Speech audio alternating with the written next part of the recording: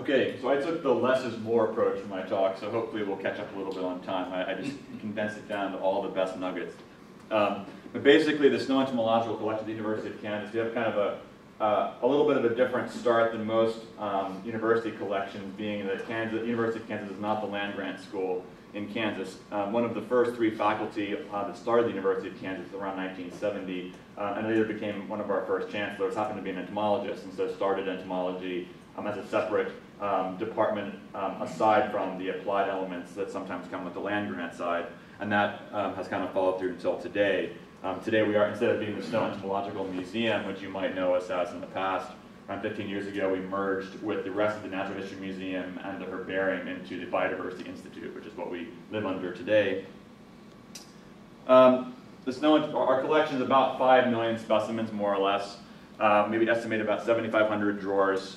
We have about 40,000 vials of ethanol specimens. Almost all of that, about 80%, is from the Kansas Biological Survey's collection, which we recently accessioned from them about 2 years ago, and which will be entirely database as part of this effort. We also have about 90,000 glass slides. Almost all of those are mites, and that's not a currently active part of the collection. It's kind of nightmarish right now, so we kind of pretend it doesn't exist, and we will be for the purpose of this grant as well.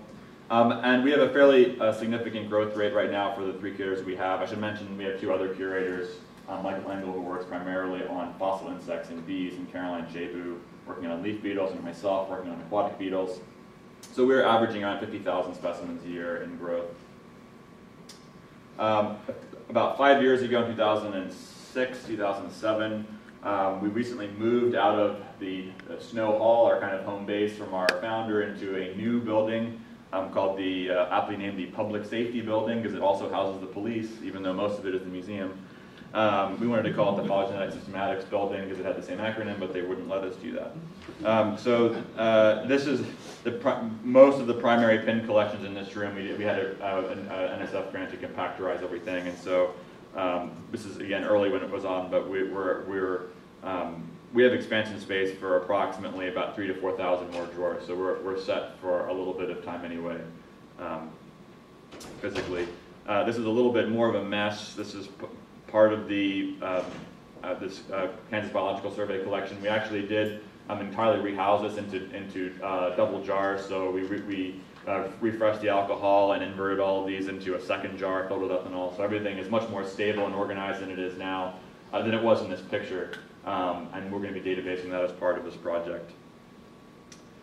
In terms of significant elements, I just pulled out a few here. We have, we have a lot, but in terms of like significant elements that are very sizable, our bee collection is really one of the highlights of the collection, Hymenoptera in general, of course, through the work of Charles Michener, who still comes in every day, even at 93. We have more than 500,000 specimens of bees and more than half the world's species represented, more than 10,000 species. So that's really one of the highlights. It also, for our databasing activities, has been and continues to be, through a separate digitization grant specifically focused on the bees, one of the main active areas. So we actually are going to be trying to finish our digitizing to the specimen level of photographs of all of the specimen labels, all of our bee collection within the next 3 years. So that is a currently active project that we have. Through the work of the previous beetle curator, Steve Ash, we have an extremely large collection of staphylinids, primarily New World.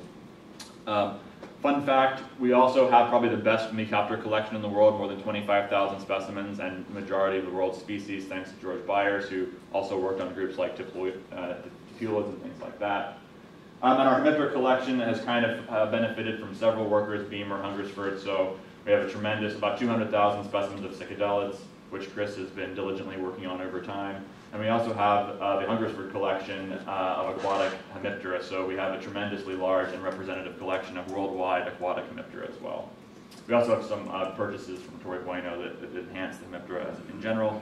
And of course, my particular strength, aquatic beetles, were over 140,000 specimens worldwide for aquatic beetles in about 6,000 to 7,000 species. In terms of geographic regions, we are primarily a New World collection, so we have incredible strengths in the Great Plains, obviously as you would expect being in Kansas and North America. through a kind of a linkage of a number of curators that focused in Central America and Northern South America. We have a tremendously large representation of Central America and Peru, Ecuador, the Guyanas, Venezuela, that area. So those are the best represented areas. We have very little actually from Africa and the Old World, except for groups in which we had someone working on those particular elements. We use Specify 6 database. You may know that Specify is developed in the Biodiversity Institute at Kansas. Not all of our divisions use it, but we are one of the adopters of that. We have about 825,000 specimens currently in our database of individual specimen records. We use code 128 barcodes to affix the specimens individually.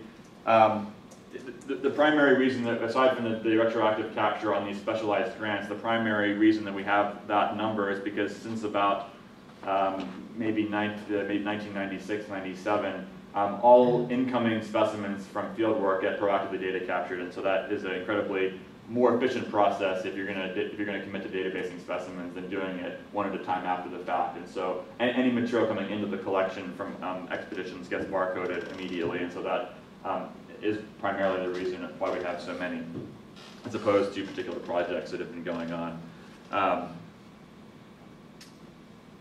That's about all I have, so I will be brief today. So I'm sure we'll talk about stuff more later.